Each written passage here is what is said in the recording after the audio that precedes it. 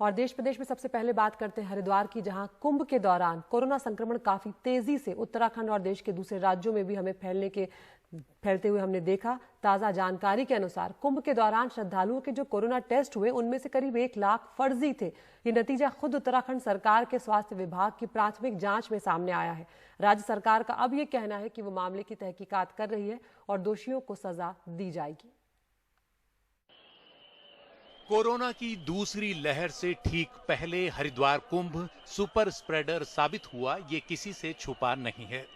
इतना ही नहीं, अब उत्तराखंड सरकार के स्वास्थ्य विभाग की जांच में पता चला है कि कुंभ के दौरान किए गए कम से कम 1 लाख कोरोना टेस्ट फर्जी थे।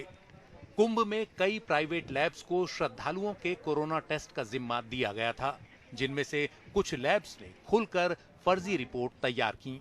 जैसे एक ही फोन नंबर 50-50 लोगों के लिए इस्तेमाल किया गया, सिंगल यूज होने वाली एक ही एंटीजन किट से 700 सैंपल के टेस्ट दिखाए गए, नाम पते भी फर्जी दिखाए गए।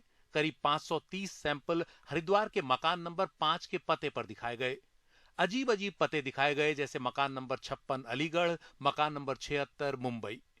कई इलाकों में दिखाए गए अलग अलग लोगों के लिए एक ही फोन नंबर लिखा दिखाया गया। हरिद्वार जिले में महाकुंभ के संचालन के दौरान हम निरंतर पूरी कोविड टेस्टिंग की प्रक्रिया को लेकर और हरिद्वार जिले के लगभग 80% कम संक्रमण दर उत्तराखंड के अन्य 12 जिलों की तुलना में इन जानकारियों को और सवालों को सामने ला रहे थे। राज्य सरकार के अधिकारियों या एजेंसीज की बजाय न्यायिक जांच की आवश्यकता है और अगर कहीं कोई दोषी लैब या दोषी अधिकारी मिलते हैं उनके खिलाफ कड़ी से कड़ी कार्रवाई होने की भी जरूरत है।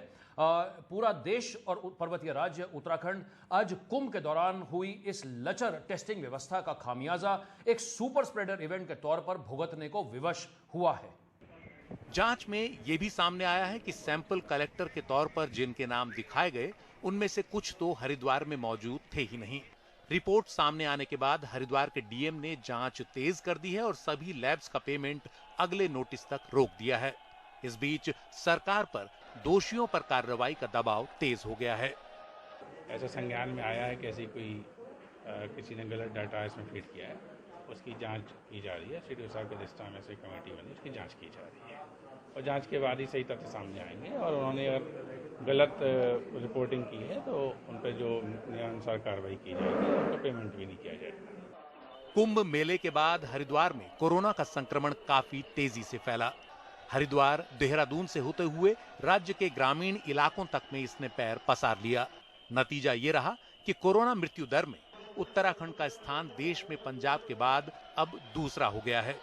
Bureau report, NDTV India.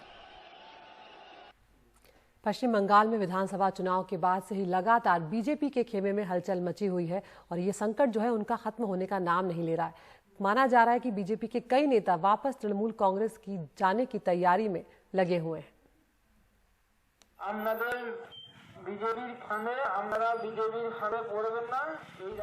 राजनीति में ऐसे उलटफेर अमूमन देखने को नहीं मिलते। चुनाव से ठीक पहले टीएमसी कार्यकर्ता बीजेपी से जुड़े थे, अब वो खुलकर कह रहे हैं कि उनसे गलती हुई है और वो मूल पार्टी में लौटना चाहते हैं।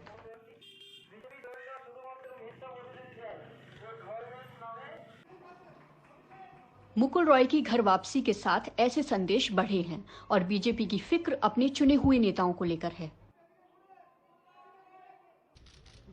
राजभवन में अपनी ताकत दिखाने गए शुभेंदु अधिकारी ने पाया कि उनके 74 में से 50 विधायक ही हाजिर हुए हैं।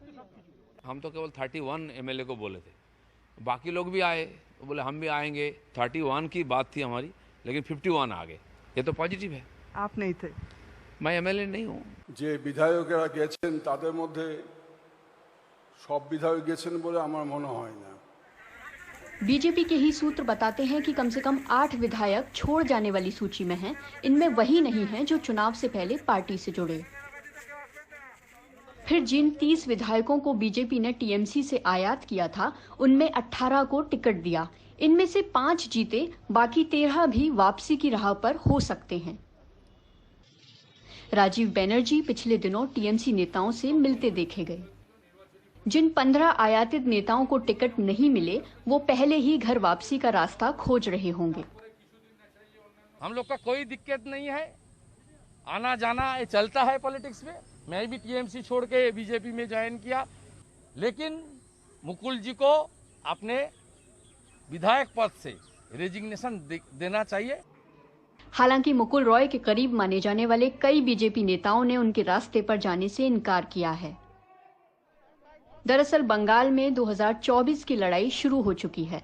टीएमसी के लिए ये बदला लेने की घड़ी है, बीजेपी के पंख कतरने की। कोलकाता से मोनी दीपा बनर्जी की रिपोर्ट, एनडीटीवी इंडिया।